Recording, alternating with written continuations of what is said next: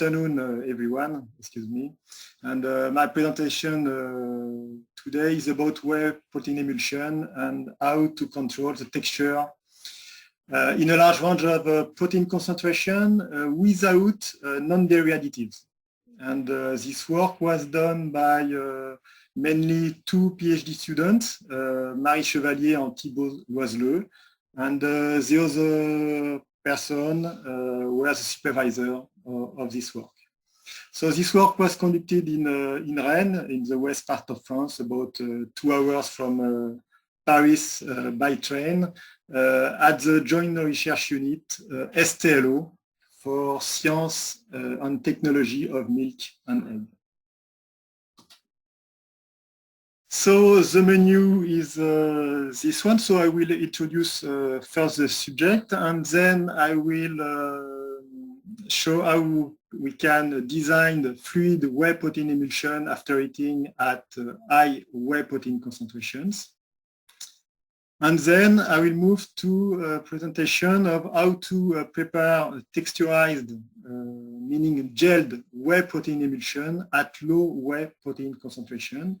And in both cases, it's without using additives. And then I will conclude. So we work with whey proteins because there is a large amount of this protein around the world. It mainly comes from the cheese manufacturer. So the whey after cheese production represent about 90% of the milk volume, but less than 20% of the proteins. And in this fraction, you mainly have whey proteins. This whey was first discarded, but there is lots of very interesting compounds inside, and there is more and more products that are using these compounds, the infant formula, for instance, the product for senior, for sports people, for instance, but this product don't use all the whey protein available, and the food company try to find new way to valorize these remaining whey proteins. Few words on whey proteins. In the context of emulsions. So the whey proteins are natural emulsifiers, so they absorb to oil-water interface. They are heat sensitive, and heat treatments are required to extend the food product shelf life. So this gives to the emulsion heat sensitivity. So this can conduct to the gelation of the emulsions. If we have a look on model emulsion, on the heat stability of a model emulsion made with whey protein at pH 7. So in this emulsion, we work with 30% oil, and we modify the whey protein concentration from 2% to something like 6% in this example. And we test the heat stability, so it's stability after heating at 120 degrees. And when you have heat stability of 30 minutes, it means that the emulsion is stable. But lower time of stability means that the emulsion is unstable. So for this type of emulsion, we observe that for whey protein concentration above than 4%, the emulsion were gelled. So the whey protein denatured and form a gel, entrapping the oil droplets. And below this concentration, the protein concentration is not enough to build a continuous network, and the emulsion appears to be fluid, so stable if we want to obtain fluid emulsions. So the dairy companies have the possibility to obtain the gelled gel emulsion at low protein concentration, for instance, by using non-dairy gelling agent, or to obtain fluid emulsion at high whey protein concentration by using non-dairy stabilizing agent. However, there is a new trend in Europe that progressively spread around the world, and driven by consumer expectation for more natural and healthier food product. And concerning dairy product, it means that this is product that are made with only with milk constituent, so without non-dairy additives. And the question is, when you remove this non-dairy additive, how to design whey protein emulsion at high protein concentration that are freed after eating, and how to obtain gelled whey protein emulsion at low whey protein concentration without non-dairy additives. So in the following of this presentation, I will try to answer these two questions. So I will start with the design of fluid whey protein emulsion after eating at high whey protein concentration. So the emulsion gelation results from the establishment of interaction between whey proteins. So during eating, whey protein denatures and aggregates, and a gel is formed when the whey protein concentration is enough. So we define the critical gelation concentration, below which we have no gel, but above which we have a continuous network, and the emulsion lost its fluidity. So to prevent emulsion gelation, we have to limit the interaction between the protein at the interface of the droplet and the protein in the continuous phase, and to limit or reduce the interaction between the protein in the continuous phase. So the objective was, in this work, to design fluid emulsion at protein concentration, either higher than 4%, condition where we observe that the emulsion made with native whey proteins gelled after eating. So if we have a look on the bibliography, we know that whey protein aggregates are more heat stable in solution than native whey protein. So because we have, for similar concentration, a lower number of entities, and they have a different reactivity.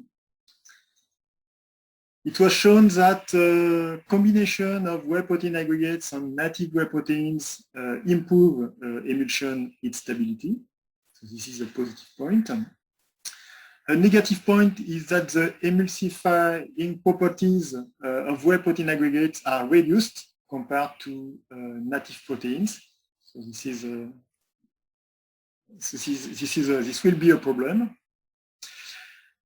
And the interfacial whey protein aggregate induce oil droplet flocculation on eating. So this is another negative point. So what we get from the bibliography is that the whey protein aggregate are heat stable in solution, so in the continuous phase of the emulsion, but it destabilizes the oil droplets because they are poor emulsifier or they bridge oil droplets. If we have a look on the other type of protein we have in milk, we know that caseins are heat stable and give heat stable emulsion, so this is a positive point. And the casein adsorb preferentially at oil droplet surface compared to whey proteins. And it was shown that caseins improve the heat stability of whey protein emulsion because casein-covered oil droplets do not contribute to whey protein network. So from this information, we know that the casein are good protector for oil droplets. So based on this, the strategy to obtain whey protein emulsions that are stable on heating at high protein concentration. So we focus first on the stability of the continuous phase, and we replace the native whey protein by aggregated whey proteins. To ensure the stability of the droplet, we replace native whey protein by small amount of casein, but a sufficient amount to cover the oil droplet surface. And we will have to take into account the competition for the oil droplet surface between the casein and the whey protein aggregates. So if we consider the whey protein aggregates, we have to select what type of aggregates we will use, because it's possible to obtain different types of whey protein aggregates depending on the preparation condition. So we can obtain, for instance, dense aggregates called whey protein microgels. They have a diameter around 300 nanometers, and they concentrate in a very small volume, high quantity of whey proteins. We also have the possibility, changing the condition of formation, to obtain whey protein strands or fractal aggregates. So this is low density aggregates with average diameter ranging from something like 70 nanometers, but we can obtain very large fractal aggregates with size much larger than this. So if we have a look on the heat stability of this aggregate, and we compare the heat stability of the aggregate with the native protein that is represented by the gray triangle, we observe that the heat stability of the whey protein microgel are very good, up to 7%. We stop at this concentration, but at 10% it's still stable. And this type of aggregates are much more stable than the fractal aggregates, even if the fractal aggregates are more stable than the native whey protein. So in order to obtain emulsion at high whey protein concentration, it's better to use whey protein microgels, because we will have the possibility to add lots of whey protein and still have heat stable emulsions.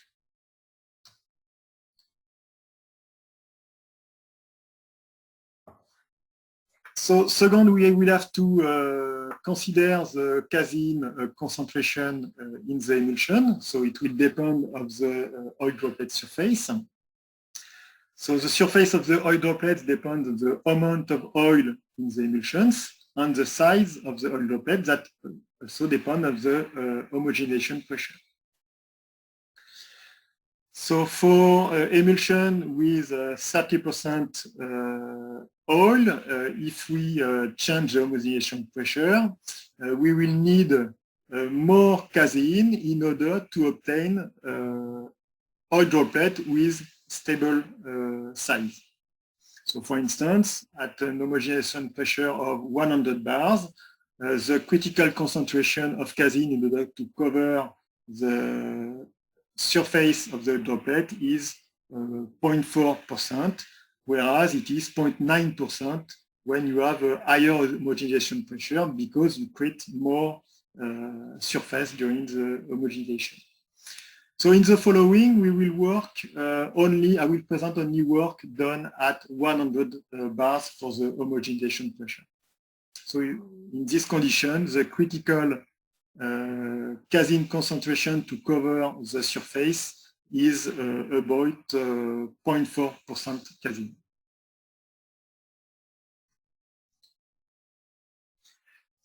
So to have a full coverage of the oil droplet surface with casein, we will have to work with casein concentration higher than this critical casein concentration, meaning 0.4%. So the hypothesis we test in this work was the following. Above the critical casein concentration, the whey protein aggregates are released in the continuous phase, and the oil droplets are covered exclusively by casein, and the emulsion are stable on heating.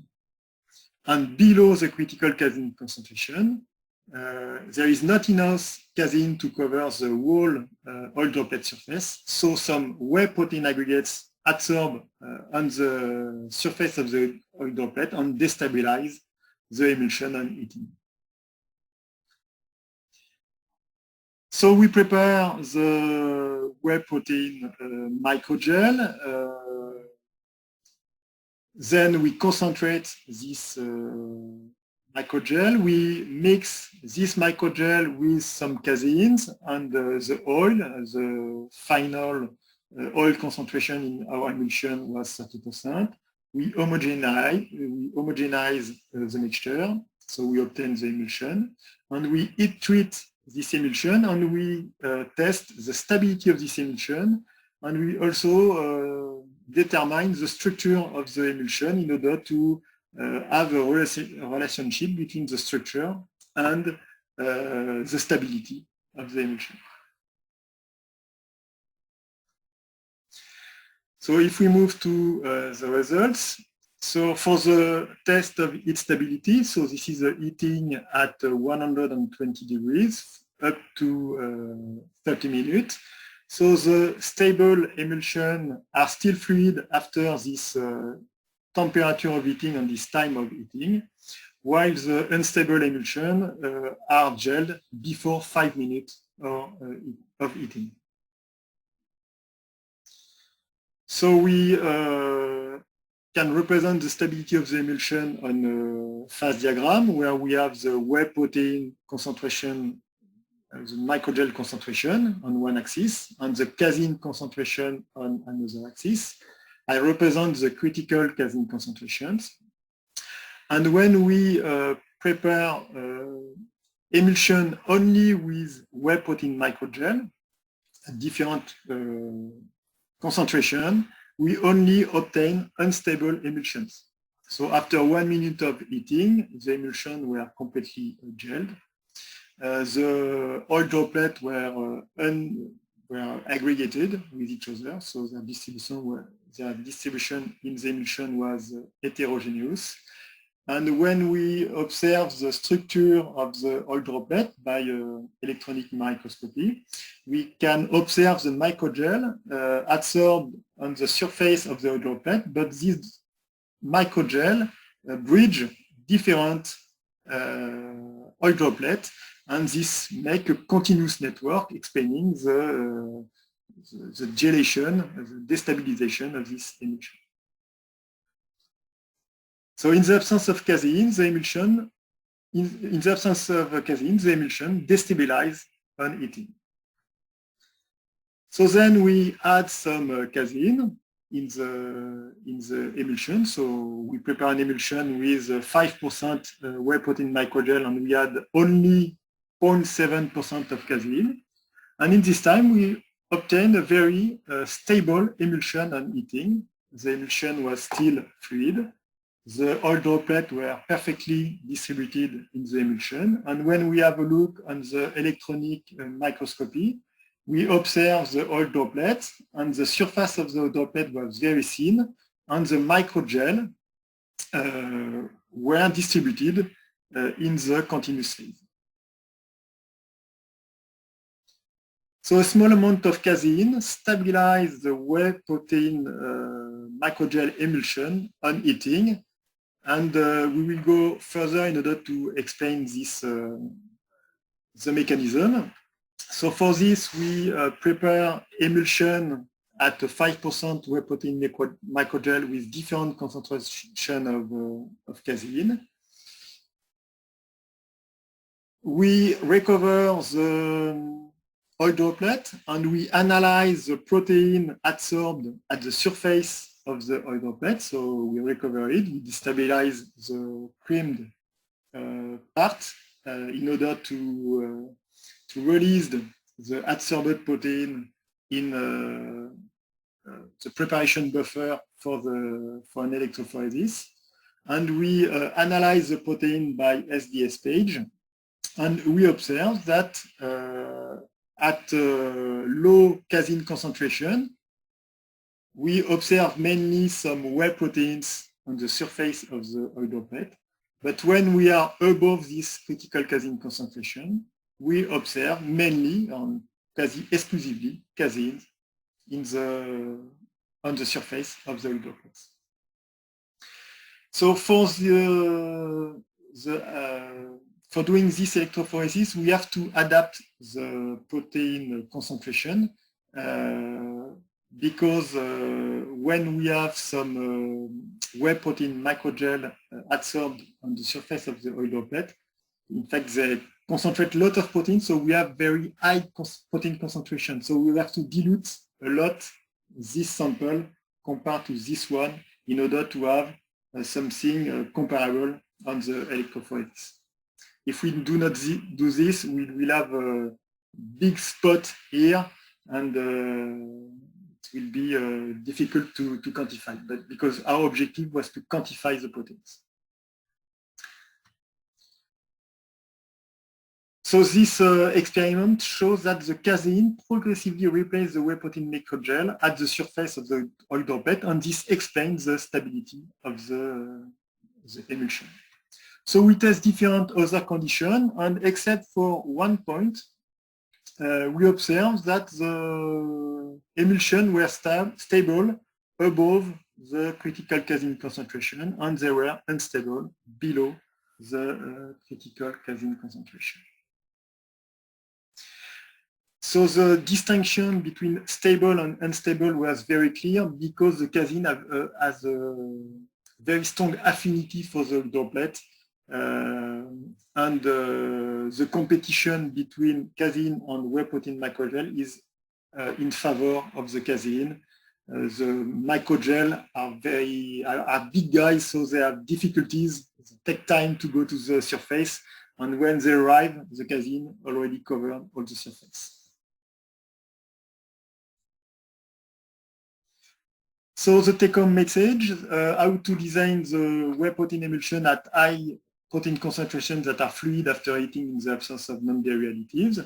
So you have to add a sufficient amount of casein to cover the whole droplet surface, and we can calculate this quantity depending of the mass of oil you have in your emulsion, the specific surface that depend of the homogenization pressure you will apply. So these two parameters will give you the total surface to cover by the casein and the protein interfacial load. So for casein, it's about 2 milligrams per square meter of interface. And in the other side, you have to select large and dense whey protein aggregates because so this is aggregates present in a small number in the continuous phase, and they have a low reactivity on heating. So if I move to the second part, but it's the other side of the same coins, say how to prepare gelled whey protein emulsion at low whey protein concentration in the absence of non-dairy additives. So at high whey protein concentration, there is no problem because if we work with native whey protein, we know that after heating, the emulsion were gelled, so there is no problem to texturize that type of emulsion. But at low whey protein concentration, we have not enough whey protein to form a continuous network. And the objective was to design texturized emulsion at protein concentration lower than 4%, condition where we observe that with native whey proteins, the emulsion remain free. So if we have a look on the literature review, so we can see that some author show that protein aggregates are able to connect adjacent oil droplets. So in order to connect adjacent oil droplets, the distance between oil droplets is very important, and the size of the aggregate too. So the distance of the oil droplets depend on the oil content. If you increase the oil content, you decrease the distance between the oil droplets. So you can calculate this theoretically.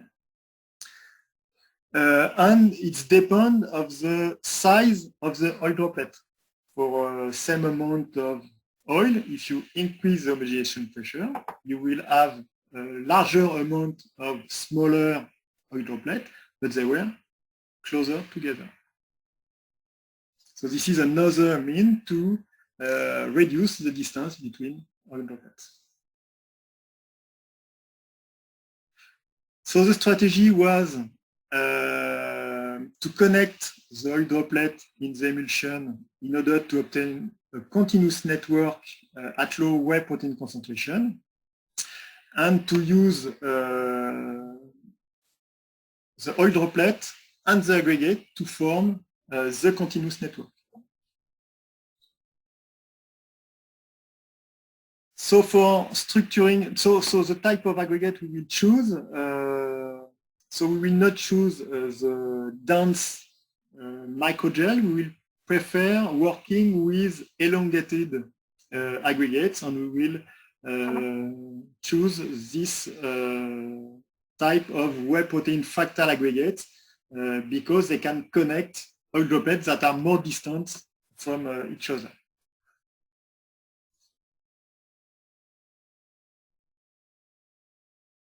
And the other parameter we have to take into account is to control the size of the oil droplet or the distance between the oil droplet. And this can be done by the homogenization pressure that will allow to reduce the size of the oil droplet.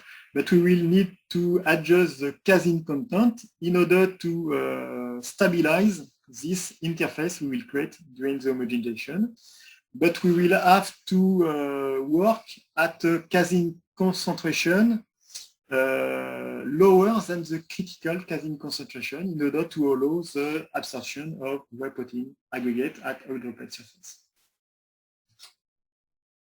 So the hypothesis we test, it's the following. The whey protein strand can connect the oil droplet in order to obtain a continuous network. So this is exactly what we have observed with the microgel when we work with low amount of casein in the first part, but this time with fractal aggregate. The second hypothesis was the whey protein emulsion will be gelled only if the whey protein aggregates are adsorbed at the oil droplet surface. And above the critical casein concentration, the whey protein aggregates are released in the continuous phase, and the emulsion are not connected, and the oil droplet in the emulsion are not connected, and the emulsion is free. So we prepare, for testing this hypothesis, we prepare some fractal aggregates.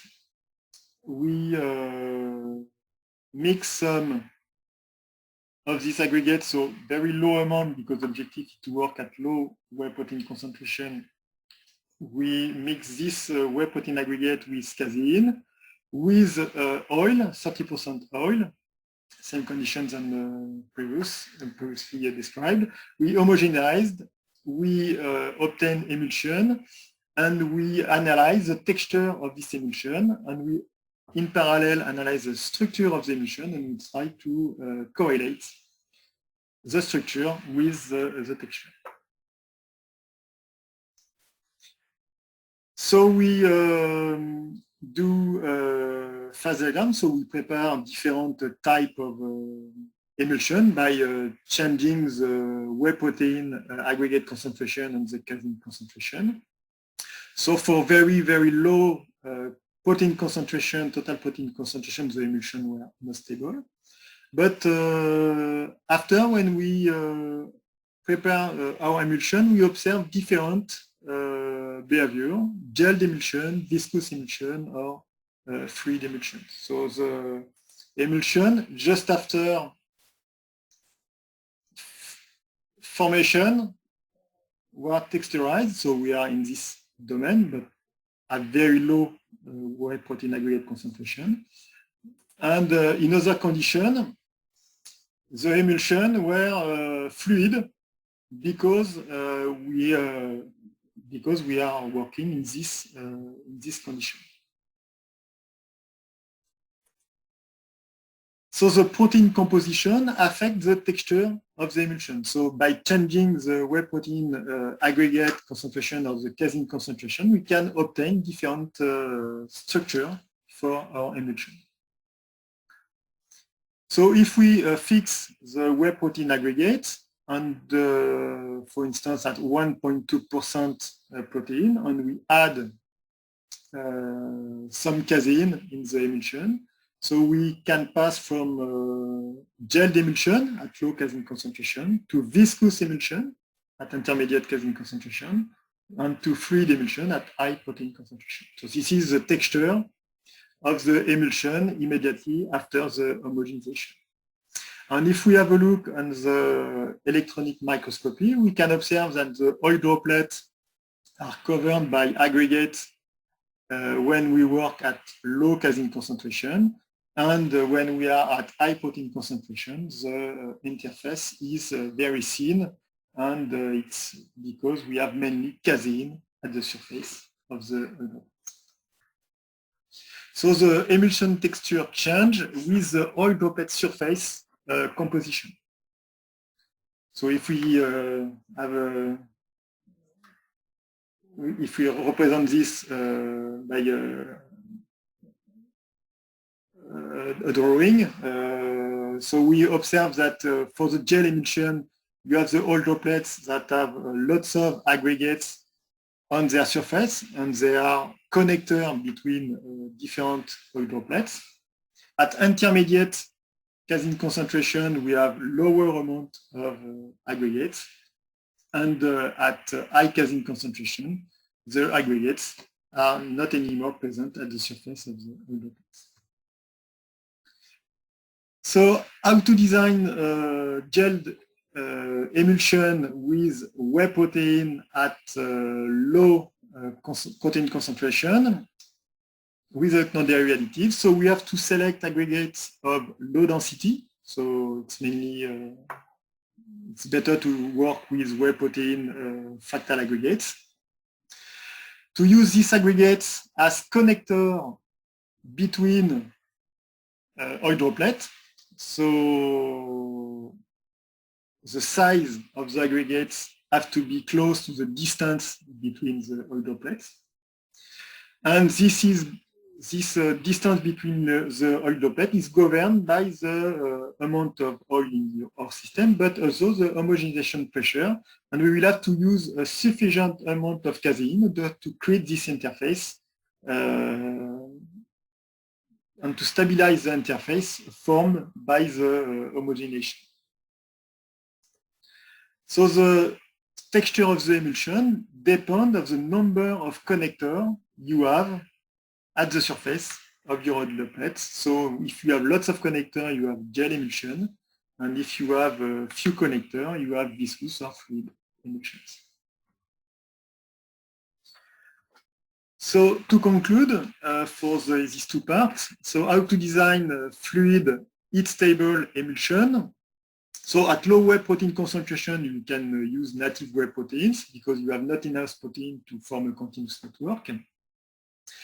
At high whey protein concentration, you have to use whey protein aggregates, and it's better to use microgels because you concentrate in a small volume a large amount of whey proteins and a small amount of casein, but an amount high enough to cover the whole oil droplet surface. So this is represented in the drawing below. And how to texturize or obtain gelled emulsion in the absence of non-dairy additive. So at low whey protein concentration, you will have to use whey protein aggregates that work as connector between the droplets and a small amount of casein, but at this time at concentration lower than the critical concentration to cover the whole oil droplet surface.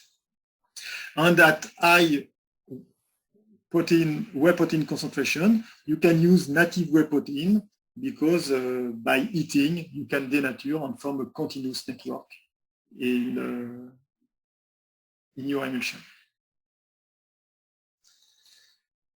So a few acknowledgements. So this work was done with lots of people from STLO, so Pascaline Amon, Marie-Yvonne Pasco, Florence Rousseau, Chantal Coty, and some other people in BEIA, it's another INRAE institute. This project was financed by, this is an inter-regional project supported by BBA Association. So this is an association that gathers almost all the dairy companies in France. And this project was managed by the Pôle Agronomique Ouest. So below you have the grant for the two PhD, no, the grant for the project, a grant from the Regional Council of Brittany and a grant from the Regional Council of Pays de la Loire. And the project coordinator was Joël Léonid, the former head of the INRAE, the Joint Research Unit, STM. Thank you for your attention.